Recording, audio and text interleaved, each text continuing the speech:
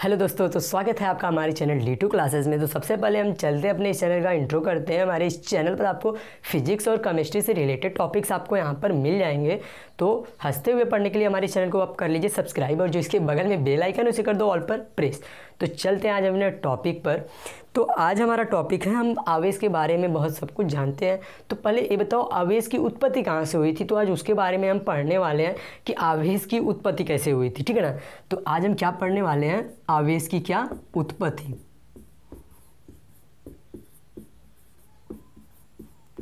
ठीक है ना।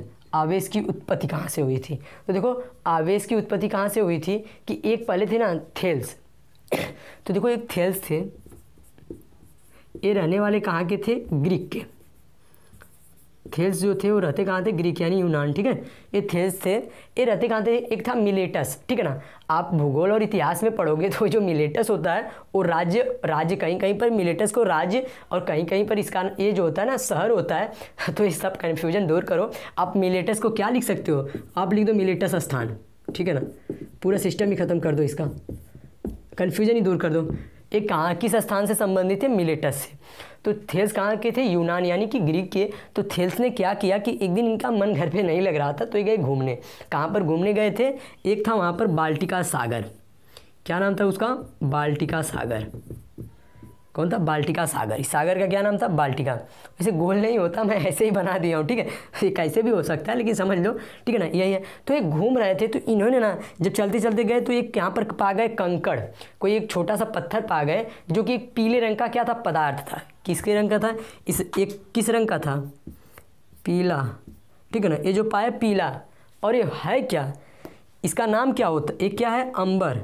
ये जो पदार्थ है ना, एक क्या है, अंबर, ठीक है ना, अंबर। तो अब मान लो ये पीले रंग का पदार्थ पा लिए। तो अगर कोई आपसे पूछ दे कि अंबर का रंग कैसा होता है, तो आप गाना वाना सब याद करके सीधा अंबर का रंग नीला मत बता देना है देखकर। तो अंबर, इस अंबर आकाश की बात नहीं कर रहे हैं हम। वैसे भी आकाश का रंग नीला नहीं होता, वो होता है काला। इसके बारे में हम फिर कभी बात कर लेंगे। लेकिन देखो अंबर, इस अंबर की बात कर रहा है, यानी कि क्या, पीला। तो अंबर का रंग अगर कहीं पर भी कोई पूछ दे बोर्ड एग्जाम में, तो अंबर का रंग कैसा होता है, पीला।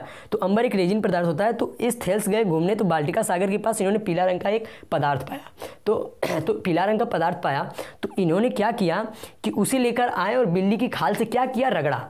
जब बिल्ली की खाल से रगड़े, तो मैंने बताया कि जब कोई वस्तु मतलब आपस में रगड़ी जाती है तो घर्षण होने लगता है और वो आवेशित हो जाती है, जिससे हमने बताया था घर्षण द्वारा आवेशन। तो उस टाइम पे इन सब की खोज नहीं हुई थी। आवेश ये पहली बार की बात है जब सबसे पहले आवेश की खोज इन्होंने ही की थी, ठीक है ना। तो पीले रंग का पदार्थ जब उन्होंने रगड़ा तो पता तो था नहीं, तो जब उन्होंने रगड़ा तो देखा कि कुछ छोटे छोटे कणों को क्या करने लगता है, आवेशित करने लगता है। तो जब उन्हें आवेशित करने लगता है तो इन्होंने कहा कि ये रे यार ये सब क्या हो रहा है, ठीक है। तो उन्होंने रगड़ा, तो थेल्स ने क्या किया था, पीले रंग के पदार्थ को बिल्ली की खाल से रगड़ कर क्या किया था, आवेशित किया था। तो अगर मान लो हम होते, आप मतलब कोई भी होता, तो हम लोग क्या पत्थर ऐसा कुछ पाते तो लगते उसी सागर में फेंकने, तो आवेश तो आता नहीं तो लाते भी तो क्या कर देते, दो चार कुत्तों को तो हम लोग ऐसे ही मुँह देते घिस घिस कर, ठीक है ना। तो क्या किया थेल्स ने, पीले रंग के पदार्थ से अंबर से खोज की। तो इसके बाद कब की थी, लगभग 600 ईस्वी में, ठीक है ना, 600 ईसा पूर्व में, ठीक है, 600 ईसा पूर्व में। अब देखो ईसा पूर्व क्या होता है, सबसे पहले इसे जान लो। बहुत ही इंपॉर्टेंट है, कहीं कहीं पर मिलता है ना। ईसा पूर्व क्या होता है कि जो होते ईसा मसीह थे ना, तो ईसा मसीह सिंबल है उनका, ठीक है, ऐसे ही सिंबल था उनका ना। ईसा मसीह के जन्म से लगभग 600 साल पहले। ईसा पूर्व मतलब ईसा मसीह के बर्थडे से पीछे, यानी कि जन्मदिन से पहले, और जन्मदिन से आगे आ गया ईस्वी, यानी कि ईसा मसीह के जन्म के बाद। तो ठीक है ना, तो इसके बारे में ये हो गया ना 600 ईस्वी पूर्व में। तो अब सबसे आवेश की उत्पत्ति अगर मान लो आ गया हो गया, तो क्या करोगे आप, तो क्या कहोगे आप, एक थेल्स वैज्ञानिक थे जो कि ग्रीक के थे, और उनका मतलब किस स्थान से संबंधित थे, मिलेटस स्थान से। उन्होंने 600 ईसा पूर्व में वो बाल्टिका सागर के पास जब घूम रहे थे तो उन्हें क्या मिला, पीले रंग का एक अंबर पदार्थ मिला, ठीक है ना। तो इतना आप समझ गए, मेरे ख्याल से अब इसमें कोई आपको दिक्कत नहीं होनी चाहिए। तो ठीक है, चलते हैं, ये समझ गए ना आप, ठीक है, 600 ईसा पूर्व में। फिर इसके बाद एक आ गए आपके इंग्लैंड के वैज्ञानिक, ठीक है।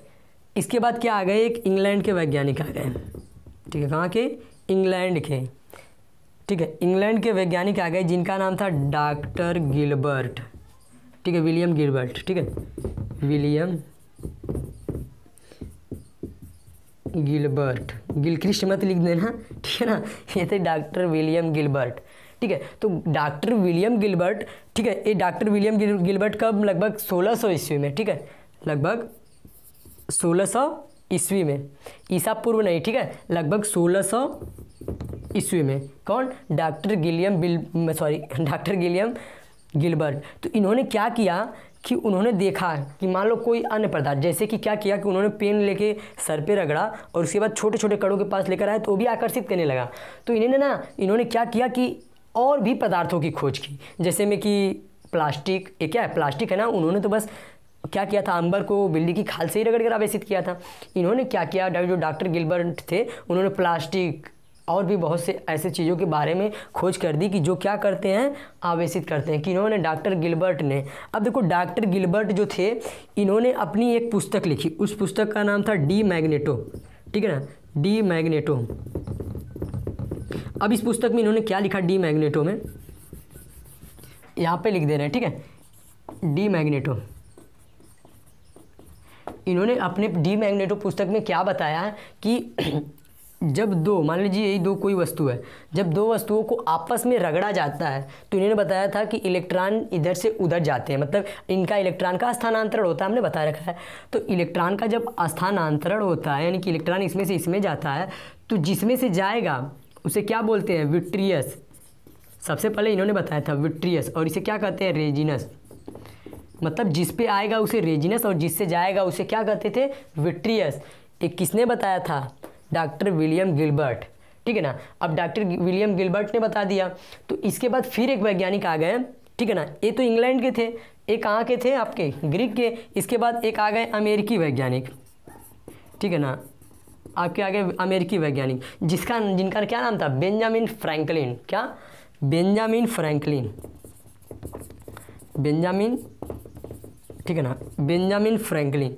तो देखिए बेंजामिन जो थे, बेंजामिन फ्रैंकलिन ने क्या किया कि ये विट्रियस और रेजिनस का ही नाम बस चेंज कर दिया हमको समझने के लिए। इन्होंने क्या कहा कि जब इलेक्ट्रॉन जिससे, मान लीजिए यही कोई दो वस्तु को जब रगड़ा जाता है तो जब इलेक्ट्रॉन का क्या होता है, स्थानांतरण ना, तो इलेक्ट्रॉन जब इस पे से इस पे जाएगा तो इसे क्या कहते हैं, इन्होंने क्या नाम दे दिया, धनावेश, ठीक है, इन्होंने क्या नाम दे दिया, धनावेश, और इसका क्या नाम दे दिया, ऋणावेश। यानी कि उन्होंने कहा कि जिस वस्तु से इलेक्ट्रॉन जाएगा उसे धनावेश कहेंगे, ठीक है ना, और जिस पर आएगा उसे क्या कहेंगे, ऋणावेश कहेंगे। तो ये हो गया धनावेश और ऋणावेश, यानी धनावेश और ऋणावेश का नाम किसने दिया था, बेंजामिन फ्रैंकलिन। ये काफ़ी इंपॉर्टेंट, आपको इसमें से बोर्ड एग्जाम में हो सकता है 1 या 2 नंबर के क्वेश्चंस पूछे ही जा सकते हैं। तो अगर कैसे क्वेश्चन पूछे जाएंगे, वो बोल देंगे डी मैग्नेटो किसकी पुस्तक है। तो अभी मैंने बताया डी मैग्नेटो किसकी पुस्तक थी, डॉक्टर विलियम गिलबर्ट, जो कहाँ के थे, इंग्लैंड के थे। तो डी मैग्नेटो के बारे में आपने जान लिया। बेंजामिन फ्रैंकलिन ने धनावेश और ऋणावेश के बारे में हमें बताया था, ठीक है ना।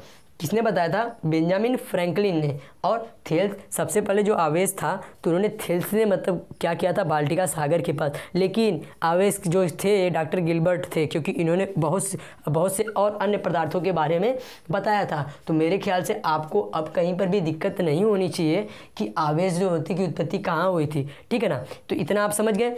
तो अब हम इसी में एक और बात करने वाले हैं, जो कि इन्होंने इलेक्ट्रॉन के स्थानांतरण के बारे में बताया था, ठीक है ना, विट्रियस रेजिनस। तो अब विट्रियस और रेजिनस के बारे में समझ गए, विट्रियस यानी धनावेश, तो ठीक है ना, ये समझ लीजिए। इसके बारे में मैंने बता रखा है, फिर से यहाँ पर एक बार बता दे रहा हूँ। ये दो वस्तुएं जब रगड़ी जाएंगी तो इलेक्ट्रॉन का क्या होता है, स्थानांतरण। इलेक्ट्रॉन का स्थानांतरण होगा। मैंने एक और इस पर वीडियो बना दी है पहले से ऑलरेडी कि इलेक्ट्रॉन का जब स्थानांतरण होता है तो इसके द्रव्यमान में कमी होती है। तो यदि आपने उस वीडियो को नहीं देखा है तो डिस्क्रिप्शन में मैंने लिंक दे रखी है, वहाँ से आप जाकर इस वीडियो को देख लीजिए। और मैंने और भी अन्य वीडियो बनाया है जो कि आवेश के बारे में है, तो उस वीडियो को देख लीजिए। तो यदि आपको ये वीडियो हेल्पफुल लगा तो चैनल को सब्सक्राइब कर लो और इस वीडियो को लाइक कर दो और ज़्यादा से ज़्यादा बच्चों के पास शेयर करो। और क्या, मतलब सब खत्म ही हो गया अभी। तो चलते हैं। आप कहाँ पर जाओगे, मैं तो अपने घर जा रहा हूँ। And thanks for watching my video and take care, ठीक है।